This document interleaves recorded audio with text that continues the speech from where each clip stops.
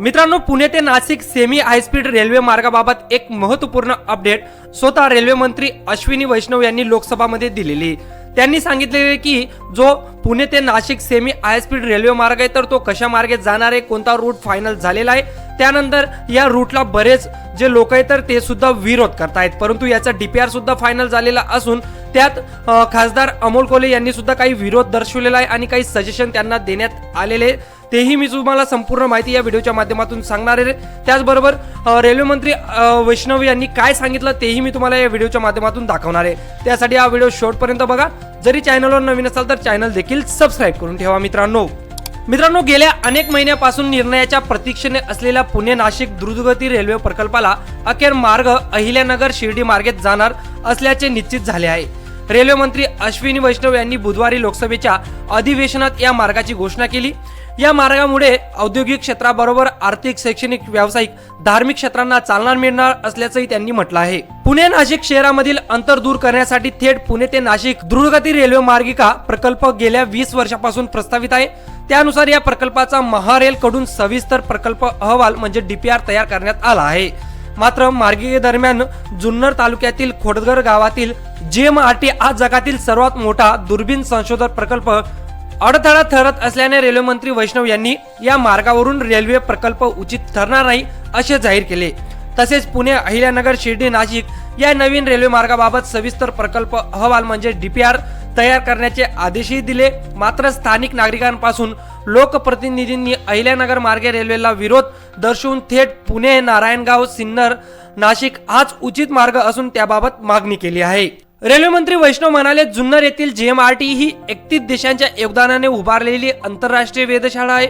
विज्ञान व तंत्रज्ञान विभाग आणि अणुऊर्जा विभागाने केलेल्या अभ्यासानुसार या रेल्वे मार्गामुळे वेधशाळेच्या निरीक्षणाला अडथळा येण्यासाठी दाट शक्यता आहे. त्यामुळे हा मार्ग उचित नाही. नारायणगाव मार्गे नक्कीच प्रवासाचा कालावधी कमी होईल, मात्र देशाच्या मोठ्या संपत्तीला धोका पोहोचवणे उचित नसल्याने मार्ग वळवणे गरजेचे होते. नवीन अहिल्यानगर शिर्डी मार्गे नाशिक हा मार्ग अत्यंत सुलभ असून यामुळे आंतरराष्ट्रीय स्तरावरील वैज्ञानिक प्रकल्पाचे संरक्षण होणार आहे. या नवीन मार्गामुळे केवळ 2 शहरे जोडणार नाही तर धार्मिक, पर्यटन, औद्योगिक विकास आणि शिक्षण क्षेत्राला मोठी चालना मिळणार आहे. 12 ज्योतिर्लिंगांपैकी एक असलेले त्र्यंबकेश्वर, साईबाबाचे शिर्डी ही धार्मिक आणि पर्यटन स्थळे एकत्र येतील. चाकण येथील औद्योगिक वसाहतीतून रेल्वे मार्ग असल्याने माल वाहतूक खर्च कमी होईल, नव्या गुंतवणुका आकर्षित होतील. ऑटोमोबाईल्स, इलेक्ट्रॉनिक, अभियांत्रिक क्षेत्राला मोठा फायदा होणार. शिक्षण, संशोधन, कृषी, रोजगार आदी भरभराट होणार असल्याचंही वैष्णव यांनी स्पष्ट केले.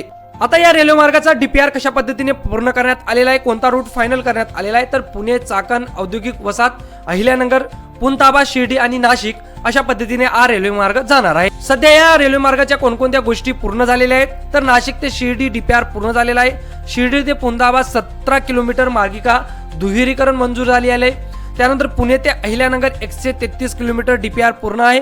त्यानंतर निबळणक ते अहिल्यानगर 6 किलोमीटर दुहेरीकरणाचे काम सुरू आहे. त्यानंतर पुणताबा ते निबळणक 17 किलोमीटर दुहेरी करण्यासाठी 240 कोटी रुपये देखील मंजूर करण्यात आलेले आहेत.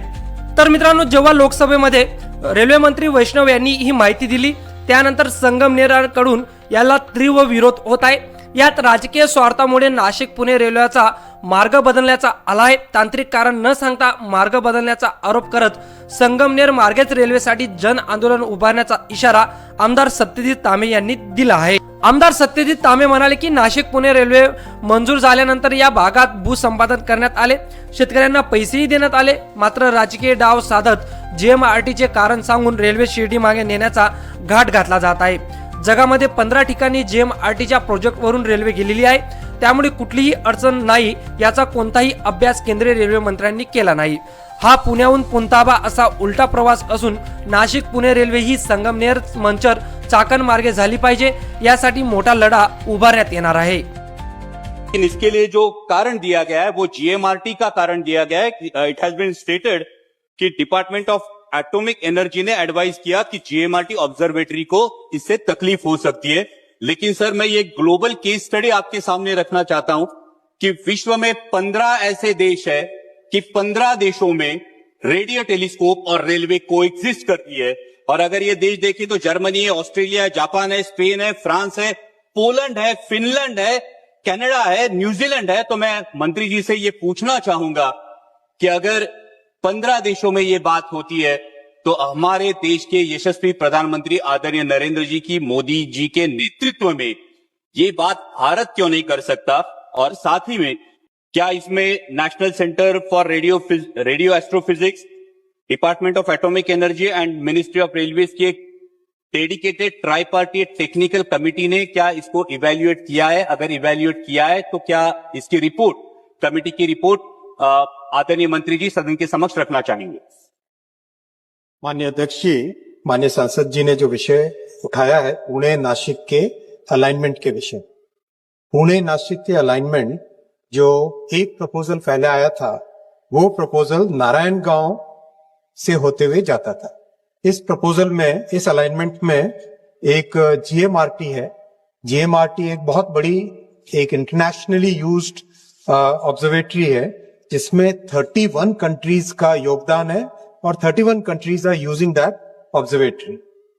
माननीय अध्यक्ष जी, जब टेक्निकल ग्राउंड्स पे department of science and technology और डिपार्टमेंट ऑफ एटॉमिक एनर्जी ने बहुत क्लियरली कहा कि अगर इस ऑब्जर्वेटरी के पास में से कोई भी रेलवे लाइन जाएगी तो ये जो इंटरनेशनल इंपॉर्टेंस का प्रोजेक्ट है उसमें डिस्टरबेंस आएगा, तो उसके आधार पर और राज्य सरकार, सभी जनप्रतिनिधियों को, सबके साथ बहुत विस्तृत चर्चा करने के बाद में निर्णय लिया गया कि इसका अलाइनमेंट इस तरह से हो, नासिक से साईनगर शिरडी, जिसकी डीपीआर डबल लाइन की बन चुकी है ऑलरेडी, साईनगर शिरडी से पुनतंबा जंक्शन, इसकी डबलिंग का ऑलरेडी सैंक्शन हो गया 240 करोड़ रुपीस। पुनतंबा जंक्शन से निम्बलाक तक 80 किलोमीटर डबलिंग कंप्लीट हो गई है। निम्बलाक से अहिल्यानगर 6 किलोमीटर डबलिंग का काम चल रहा ऑलरेडी। अहिल्यानगर से पुणे 133 किलोमीटर, जिसमें चाकन का भी कवरेज आता है, चाकन इंडस्ट्रियल एस्टेट का भी कवरेज आता है। इसके लिए न्यू डबल लाइन का डीपीआर प्रिपेयर हो गया है 8,970 करोड़ रुपीस से। माननीय अध्यक्ष जी, ये जो ऑल्टरनेटिव अलाइनमेंट है इसमें और जो पुराना अलाइनमेंट प्रपोज किया गया था, टाइम का डिफरेंस दोनों में बहुत कम आता है। और साथ ही साथ साईनगर शिरडी, जो कि हम सबके सांस्कृतिक पॉइंट ऑफ व्यू से बहुत ही महत्वपूर्ण तीर्थ स्थल है, वो भी नासिक से जुड़ जाता है। तो नए अलाइनमेंट में बहुत अच्छे बेनिफिट है। माननीय सांसद जी के और भी अगर कोई सुझाव होंगे और जिस रिपोर्ट के बारे में वो बता रहे हैं वो शेअर करेंगे, मैं जरूर उसका भी अध्ययन करूंगा। शुक्रवारपासून तालुक्यात सह्यांची मोहीम, डिजिटल कॅम्पेनिंग व ऑनलाईन पिटिशन दाखल करण्यात येणार असून यात सर्व नागरिकांनी राजकारणही विरहित सहभाग घेण्याचे आवाहन त्यांनी केले आहे। दरम्यान या बैठकीत खासदार अमोल कोल्हे यांनी आमदार तांबे यांना फोन करून रेल्वेसाठीच्या आंदोलनात सक्रिय सहभाग घेण्याची ग्वाही दिली। तर अशी ही महत्त्वपूर्ण अपडेट पुणे ते नाशिक सेमी हायस्पीड रेल्वे मार्गाबाबत होती मित्रांनो।